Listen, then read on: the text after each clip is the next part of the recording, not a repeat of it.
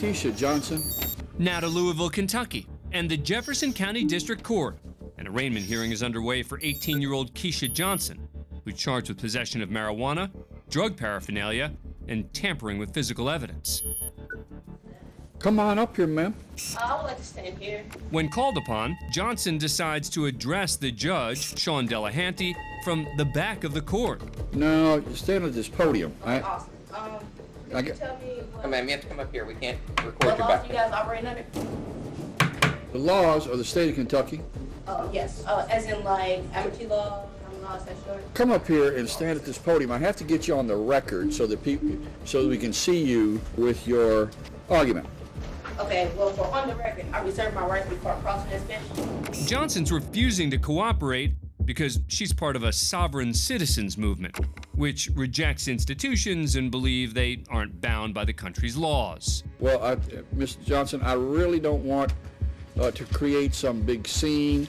Well, Hang on a said, second. when I do not want to lock you up, but I may very well have to. I need for you to come up here and stand at this podium. Can I just sit there so I can No, not you get my cannot. jurisdiction of common law? No, you cannot. You have to come up here and stand at this podium. As the bizarre scene plays out, there's another disruption in the back of the courtroom when a bailiff tells 36-year-old Jenna Vondran to stop filming on her cell phone.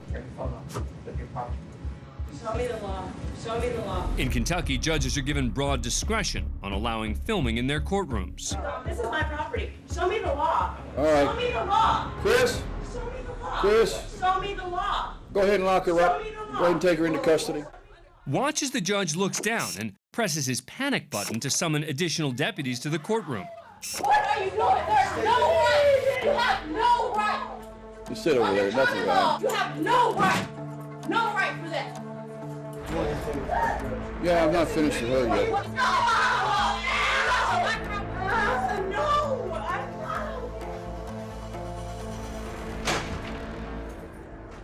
All right. After a quick reset, the original defendant, Keisha Johnson, finally comes forward to the podium. You're charged with possession of marijuana, tampering with physical evidence, and possession of drug paraphernalia. I don't understand any of that. All right. Well, you're charged with illegally possessing marijuana. Yes, I can. You Show are- me the law. While the judge's attention is back with Johnson, deputies in the hallway are still trying to get control of Vondran, the woman with the cell phone. I don't understand any of those charges. Well, there's not a whole lot more.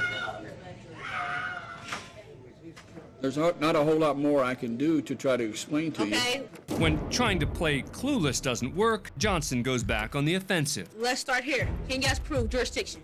Prove jurisdiction because I come in under common law. Prove your jurisdiction that you have jurisdiction over me. Prove jurisdiction. A court cannot proceed until you guys prove jurisdiction. Show me your jurisdiction. Show me your law. All right. All of our laws are codified in the Kentucky Revised Statute. Show me jurisdiction. Show me the law. Hey, here you go. Okay, that doesn't prove that you have jurisdiction. Okay, so what else? Now, there's a simple way for me to prove jurisdiction to you. I'm going to ask the deputy to go ahead and take you into custody. Under what charges? Under what charges? You are disrupting my court. Stay back. Got your back. Stop resisting. Stop resisting. Stop resisting. All right, we're going to pass her case to tomorrow. You guys have been mistreated and it's wrong. Under common law, under the United States Constitution. And if they keep doing this, then let us. Keisha Johnson's arrested and charged with contempt of court. Fast forward to the next day, and she's about to face a new judge. Keisha Johnson, 56. This time, Johnson's represented by an attorney. I don't know how familiar you are with this, but this I'm case. familiar. Podium flipper. Okay. I've heard a little bit about it from Okay. yesterday. All right, so this is Miss Johnson. We'll note that she's in custody today. She's brought over and present. And she'd like to make a statement to the court. I had time to think about it, and I believe and I've learned that I need to represent myself in a respectable manner while in front of the judge. Okay, so obviously that behavior will not be tolerated. That's why you ended up where you are. Keisha Johnson's found guilty of contempt of court and is released from jail after serving 1 day. On her original charges, 2 were dropped, but she's found guilty of possession of marijuana, fined $185. As for Jenna Vondran, who was arrested after filming in the courtroom, All right. Go ahead and lock her up. she's found guilty of disorderly conduct and serves 1 day in jail. 7 William Dennis. For our next story, we head to Kauai County, Hawaii. The defendant is William Dennis, who's in court without a lawyer to face the charge of driving with a suspended license. Good morning. All eyes are on Dennis as he approaches. Clad in a blue robe and a headpiece, he immediately addresses the court. Well, my knowledge of the facts is with this claim of this standing with this microphone. Sir? Of the documentation with the continuation of the evidence by this peaceful volition. Dennis has been rambling for more than 10 seconds now, but the judge allows him to continue. Sir, unless you stand there, you're not being recorded anyway. For the claimant's knowledge of the facts is with avoidance of the boxes and planes with this closed area court room by the unity consciousness. Dennis obviously has a thing for hyphens, so the judge attempts to get things back on track with a simple question.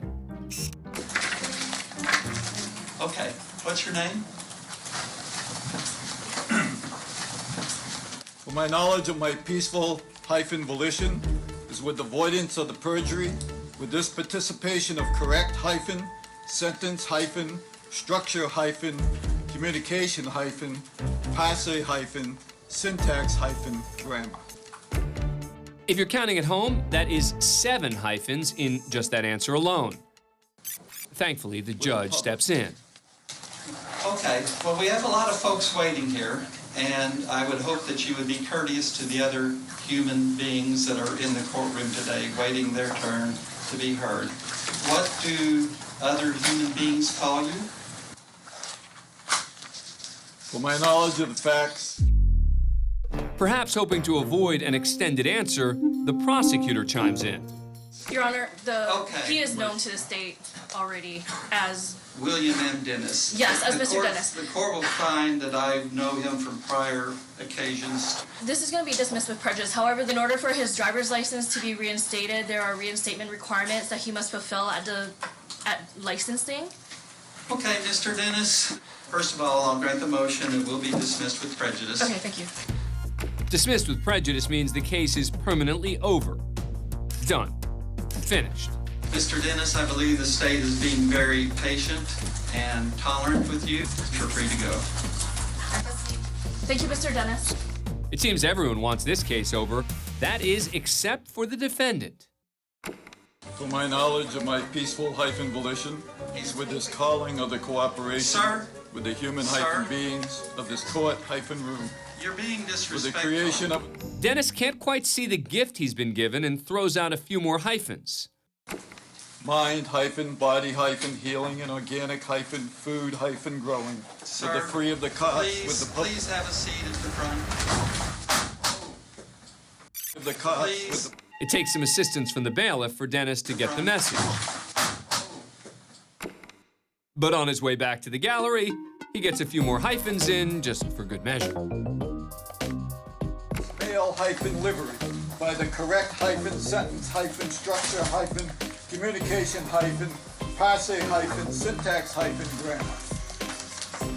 Sir, please have a seat in the front row. We go to a sentencing hearing in Ann Arbor, Michigan for 24-year-old Alex Brown. 1 year earlier, Brown pled guilty to driving while intoxicated and was sentenced to a year of probation. As a condition of his probation, Brown agreed not to consume alcohol, but he was caught doing just that on 2 different occasions, including a new DWI charge where his blood alcohol level was 0.16, 2 times the legal limit in Michigan. Brown was arrested and spent 5 days in jail before being released on bond. Today he appears before Judge Cedric Simpson to hear his sentence. The state's requesting that Brown serve 10 additional days in jail, plus probation and court fees. Although guidelines allow for a sentence of up to a year in prison, His attorney, Melissa Kleiman, argues that even 10 days is too severe.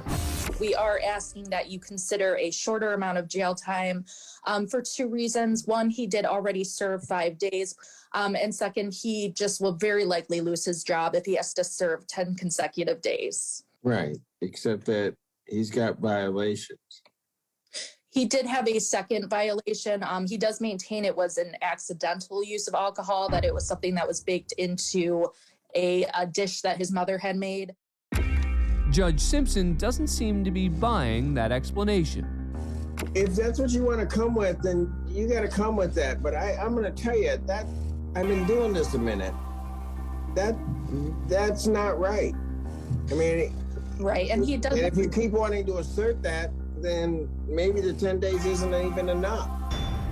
Understood. He's just asking the court for leniency given the situation. He's asking for 5 days jail time as opposed to the 10. Sir, anything you want to say before I impose sentence?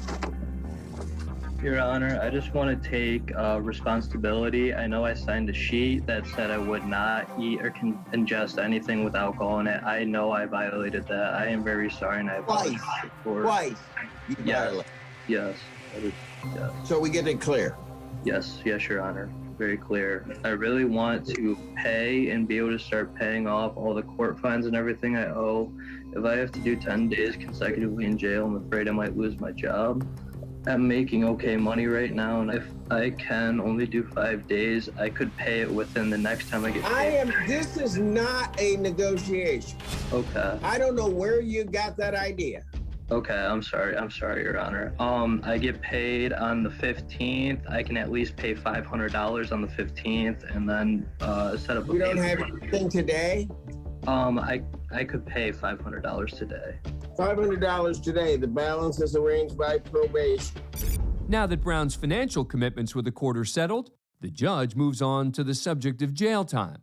Here is the cold-hearted reality regarding jail terms. Sir, you decided after having a prior to get on the road, and you had a .16. You come before this court, and unlike a lot of other folks, you violated twice, giving me some excuse.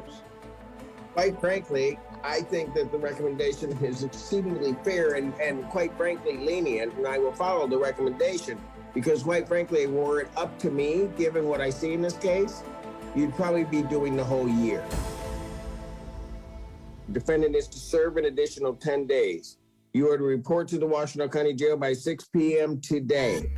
I will tell you that if you fail to report by 6 p.m. today, warrant will issue for your arrest. You will be held without bond. Brown did report to jail later that day and served his additional 10 days. He's currently on probation until May 2024. Anything further? No, Your Honor. Next, we're in Hastings, Minnesota for a child custody hearing. It's the second day of trial, and before official proceedings begin, attorney Michelle McDonald, who's representing the mother in the case, approaches the court reporter. McDonald then allegedly accuses the reporter of inaccurately recording the prior day's testimony. She then announces if the court reporter can't do her job, she'll do it. After returning to her table, she pulls out a camera and takes a photo of the courtroom. McDonald's reason for snapping the photo is unclear, but a courtroom deputy takes notice. First, he reminds the attorney that taking photos is prohibited in the district courtroom. Then he confiscates her camera. After what appears to be some heated back and forth, things settle down and the hearing proceeds. But 40 minutes later, during a recess, deputies reapproach McDonald, and they've got some bad news for her. She's receiving a contempt citation for taking photos in the courtroom. They escort her out to a holding area to complete the necessary paperwork. But once there, she refuses to cooperate or give any of her personal information, so she's placed in custody. She's then given a treatment typically reserved only for violent offenders. Under arrest and handcuffed to a wheelchair, the attorney is brought back to her table to finish out the hearing after refusing to stand or walk on her own. McDonald, who appears surprisingly calm given her compromising situation, refuses to speak to Judge David Knutson or present for her client. Following the bizarre incident, McDonald filed a federal civil rights lawsuit against Judge Knutson and county personnel, alleging improper treatment while in the courtroom and during her 36-hour detainment following the hearing. The lawsuit was ultimately dismissed, and the tables turned against McDonald. First, she received a 60-day suspension and 2 years probation for, among other things, repeatedly talking over Judge Knutson and for taking photos in the courtroom without approval. The Minnesota Supreme Court would later suspend McDonald's law license indefinitely for falsely impugning the integrity of the judge in the original case, David Knutson. We go to San Diego, California, for the arraignment of Titus Colbert. He's charged with 3 counts of premeditated attempted murder against a peace officer and possession of a firearm by a felon. The 33-year-old alleged gang member had broken into the apartment building of his ex-girlfriend when she called police. When officers arrived, Colbert, armed with multiple weapons, began firing.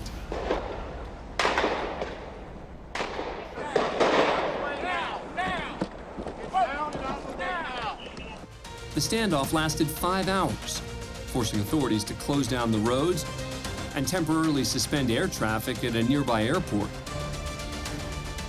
Fortunately, no one was injured and Colbert was taken into custody.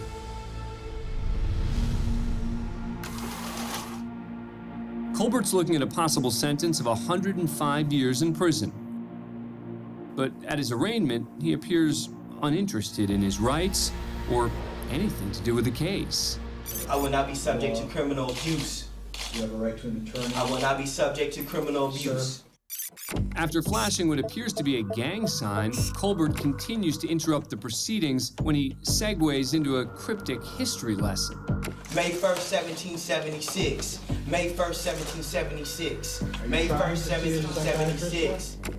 The date Colbert keeps repeating refers to the origins of the Illuminati, a secret society often associated with conspiracy theories. May 1st, 1776. I stand for New World Order. The defendant is removed and ordered to return the following week. His attorney pleads not guilty, but as Colbert stands before the judge, he continues his bizarre behavior. We are the Illuminati! The judge doesn't seem to appreciate the song and has a different tune for the defendant. Mr. Colbert, you get one shot at listening to me to keep your mouth shut or you're out of here. Do you understand? After a slight pause, Colbert answers. We are the Illuminati!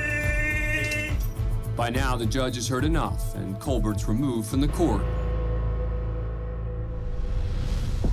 He's forced to undergo a number of psychiatric evaluations. I can travel in and out of time zones, and I am a special human being, and I'm protected. And is finally ruled competent to stand trial.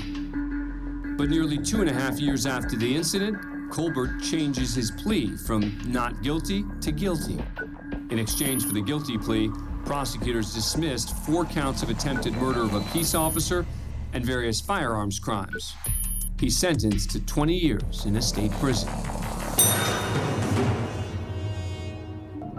We're in Waukesha, Wisconsin for the case against 39-year-old Darrell Brooks.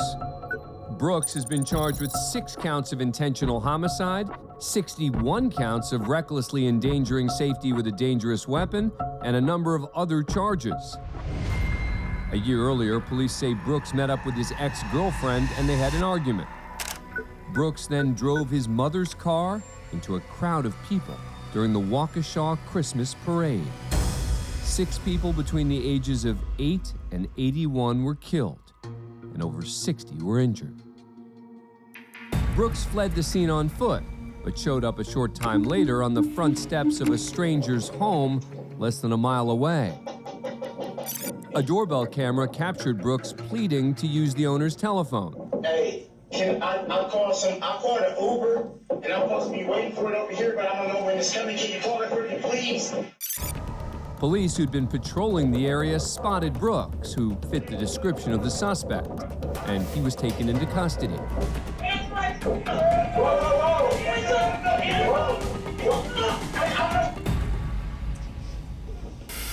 When police interviewed Brooks, he claimed not to know why he was there. Tell me what happened. With the car. What am I being with your mom's car? Brooks was charged with 75 felonies and 1 misdemeanor. He considered a number of pleas, including not guilty by reason of mental defect, before ultimately deciding to plead not guilty. Today, at a pretrial hearing, Brooks falls asleep during testimony, which gets the attention of the prosecutor. I observed that for about the past 40 minutes, Mr. Brooks appears to be asleep in the courtroom. I don't know if he's just being disrespectful, uninterested, or if he's not feeling well. After a brief recess, Brooks becomes irate when Judge Jennifer Doro reminds him that the proceedings are being recorded. You got something to say too? Mr. Brooks, the live stream is on. I don't care about no live stream. Just like y'all don't care. All this political. Mr. Brooks, You sit here and act like you know me. People like you don't, y'all Mr. think you don't Brooks. know nothing about where I come from. Mr. Brooks. You push me, dog. Don't push back then. Mr. Brooks. Don't push back. Push me again. Mr. Brooks, we have to continue with this hearing. Don't put your hand on me, dude. Nobody put their hands on you. They better not put their hand on me. Don't touch me, dog. Stay seated. 5 weeks later, when the case went to trial, Brooks decided to act as his own lawyer. I just want this to be fair, and it hasn't been fair. All while continuing his bad behavior. And it's disrespectful to me that you think I would come in here purposely and treat this like a joke or a game. Your life is not on the line. Mine is. The judge moved him out of the main courtroom and into an adjacent one to argue his case remotely. We are back on the record. But the antics continued as Brooks removed his clothes and turned his back to the camera. And later built himself a miniature fort using cardboard boxes.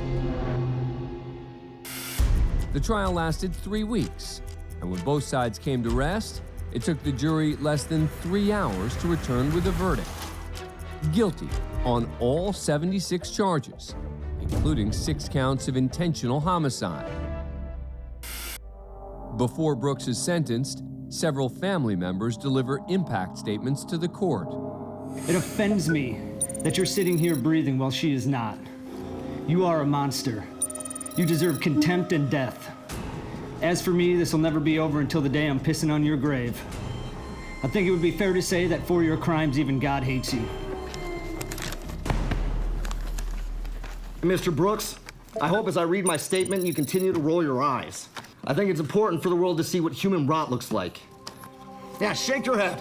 There's nothing this court can do that would provide justice in my eyes. So all I ask is that you rot, and you rot slow. Judge Doro sentenced Brooks to life in prison with no chance for parole. Next, we head to Ocala, Florida for a bond hearing. Judge James McCune presiding. 47-year-old James Gross has been charged with trespass after warning, a misdemeanor. A day earlier, Gross was allegedly trespassing outside a gas station when police were called. He'd already been warned about trespassing at this location, so he was arrested. Gross has a lengthy criminal record and is currently out on bond for DUI.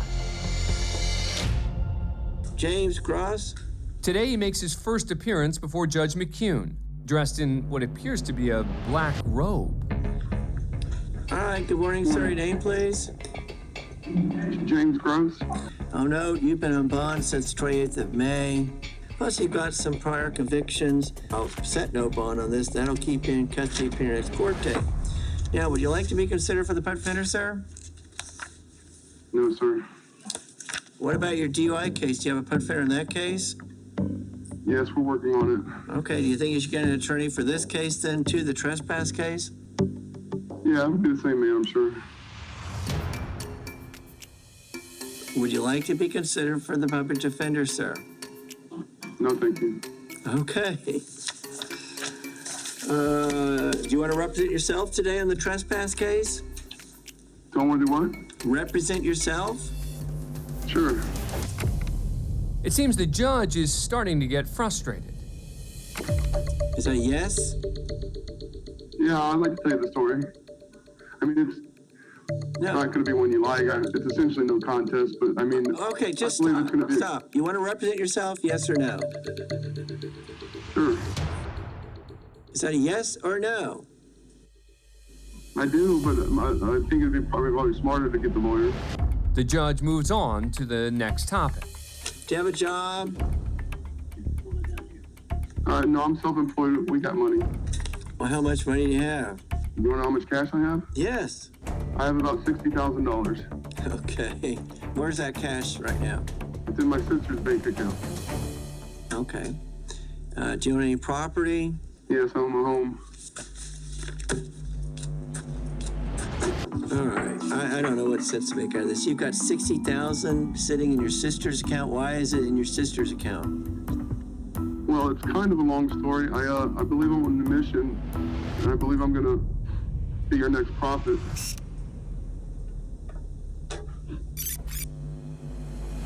Okay. I'm going to go ahead and enter a provisional order, appoint the public defender to represent you. I'll not get any plea on your behalf as to this charge. Thank you. Gross is taken into custody and eventually enters a plea of not guilty. He was later released on his own recognizance, and his trial is pending. Next, we're in Topeka, Kansas for a Supreme Court disciplinary hearing for attorney Dennis Hoover. The defense lawyers at the High Court a year after a state review panel called for his disbarment, citing, among other things, professional incompetence in his handling of a capital murder case. Laying out the details of the panel's findings is the deputy disciplinary administrator for the courts. He claims Hoover had no business taking on a capital murder case to begin with.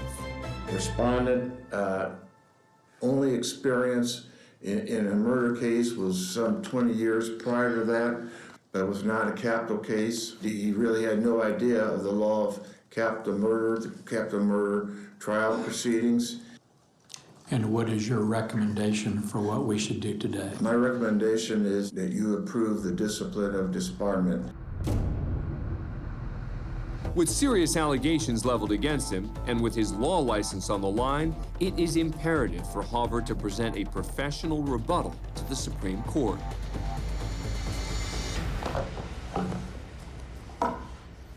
I appear before you today dressed as Thomas Jefferson, who's my hero among the founders. That's right, donning a powdered wig, an 18th century suit, and white stockings, Dennis Hoover will now argue his professional competency in the state's top court. I wore this outfit because today the United States Constitution protects my rights to try the case as my client and I agree. The case in question was the capital murder trial of Philip Cheatham. The 30-year-old was charged with shooting 2 women to death and attempting to kill another during a home invasion.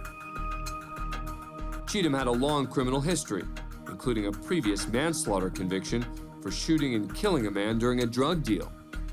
Most defense attorneys would not want to introduce that history at trial, but clearly Hoover is not most lawyers. My client was a criminal for a living. While possibly an unorthodox defense strategy, Hoover claims it was not incompetent. Don't forget, Philip Cheatham didn't complain about my performance or conduct. You did. The The jury ultimately found Philip Cheatham guilty of the murders and sentenced him to death. Following the hearing, the Kansas Supreme Court upheld the state panel's findings and disbarred Kenneth Hoover for what they called, quote, inexplicable incompetence. As for Philip Cheatham, the defendant in the capital murder case, he was granted a new trial due to ineffective assistance of counsel. He ultimately pleaded no contest to the murders in exchange for having the death penalty dropped. He was resentenced to life in prison with eligibility for parole after 25 years for the capital murder charge and received a consecutive 13-year, 9-month sentence for attempted murder.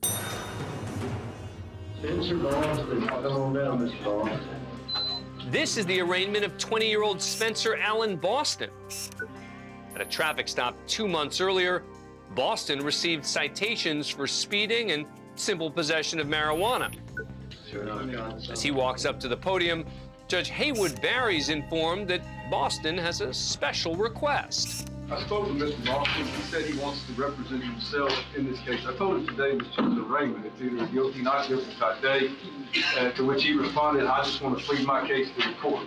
So he didn't want to talk to me after that, so that's why he was started talking, son. Yes, sir. I think it's very unfair, the marijuana law here. I think we the people deserve better because marijuana is a very harmless drug, and it's been around for ages, since the 80s and 90s. I've heard that baloney all my life, so don't go any further on that. Yes, sir. I don't know whether it's good or bad. All I know is Tennessee still has it against the law. I swore to uphold the laws, and I have to uphold the laws as a judge.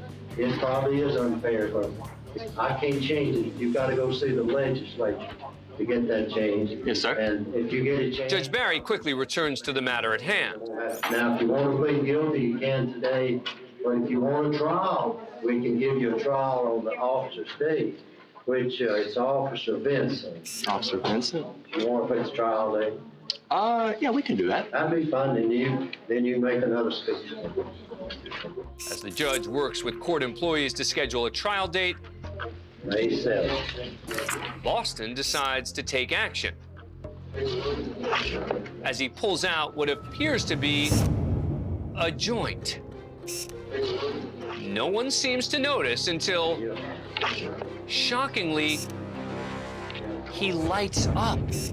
And this time it's noticed immediately. Hey! We the people deserve better. Boston may have finally pleaded his case. Hey! We the people deserve better. But he's immediately taken away by the court officer. And Judge Barry gets the final word. Take him to jail. Slapping Boston with a disorderly conduct charge, as well as another charge of possession. The judge also holds him in contempt of court, and Boston is forced to spend 10 days in jail. The joint was collected as evidence. Next, we're in Miami, Florida for a bond hearing. And wait till you get a load of this defendant. This is 29-year-old Lawrence Sullivan, AKA the Miami Joker, a Florida native and a self-proclaimed tattoo model. All right, good morning, Mr. Sullivan. Sullivan's appearance doesn't draw so much as a second look from Judge Maria Espinoza Dennis. But remember, this is South Florida, and this is no laughing matter. Still, he may be thinking, Judge, why so serious? Well, here's the answer. Okay, you're charged with carrying concealed firearm, which, if convicted, has some serious consequences. Sullivan's accused of pointing a handgun at passing traffic and was later arrested carrying a concealed .38 caliber pistol. Now in custody, he's declining service from the public defender. You don't want the public defender's office to represent you? I mean, they can represent me, but I'm trying to get bonded out, my honor. Well, they're there to help you, sir. You don't have a lawyer. All right. I mean, okay, so... I didn't even feel like signing the paperwork. I'm really not in the mood for that. Sullivan's asking for a pretrial release, but Judge Espinoza Dennis, who could be considered the Dark Knight in her black robe, isn't going to let him out so easily. On a firearms charge, I'm not going to do pretrial. Setting standard bond, $5,000. Next case. Lawrence Sullivan was later found guilty of carrying a concealed firearm and sentenced to 2 years probation, maybe proving the old adage that crime doesn't pay.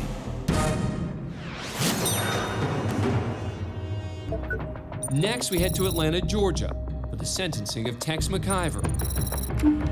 The 75-year-old attorney was found guilty of felony murder in the death of his wife, Diane McIver. The defendant claimed he accidentally shot McIver while driving back from their horse farm. Diane McIver was the president of an airport service company, and prosecutors believe she was killed for her money.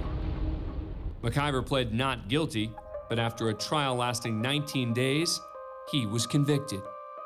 Before sentencing, friends of the victim make heartfelt statements to a packed courtroom.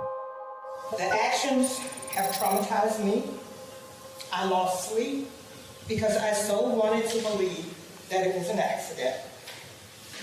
This has been one of the saddest and most horrific incidents that has happened in my life. To have lost my friend of over 40 years that was more like a sister than a friend has broken my heart.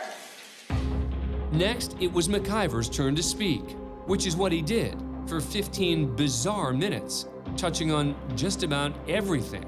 Everything, that is, except the crime. Last week, on one given day, I received 11 different pieces of mail. One was a lady from Ireland. Then there is the most unique individual I think I've ever corresponded with. His name is Trent Jones. He's a racehorse jockey in Perth, Australia. His favorite racehorse, Hobart, has been retired just this year, and now he and Hobart are free to step into the surf in Perth and play. The surreal statement continues as McIver moves on to his next subject, thanking his friends in the community. Friends delivering Chick-fil-A, one of my huge favorites, and one of the things I miss the most, I guess. Before he was done, he hit one more subject completely unrelated to the murder, his godson's favorite basketball team. He's a huge fan of the Golden State Warriors. He said, if anything, I had to say go Warriors before this statement was over with. Finally, he gets around to discussing the relationship with his late wife of 11 years. The luckiest day of my life was when Diane chose me. And in doing so, we started a relationship that was can only be described as amazing. We loved each other like small children. We just couldn't believe it was that good. He goes on to explain just how deep their connection was. In fact, it became, if people are able to believe it, telepathic. And my conscience would hear these words, is this truly real? She had telepathically communicated those words. Is this truly real? It is truly real. It is truly real. Before announcing his sentence, Judge Robert McBurney offers a reaction to McIver's words and peculiar choice of subject matter.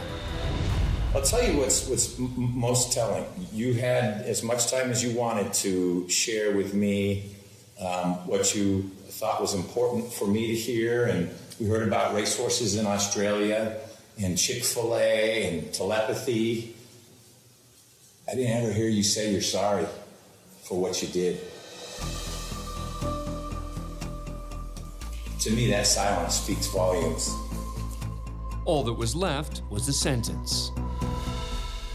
The penalty for felony murder is life. I'm going to sentence you, count 2, to a term of life with the possibility of parole. McIver was sentenced to life in prison and is eligible for parole after 30 years when he would be 105 years old.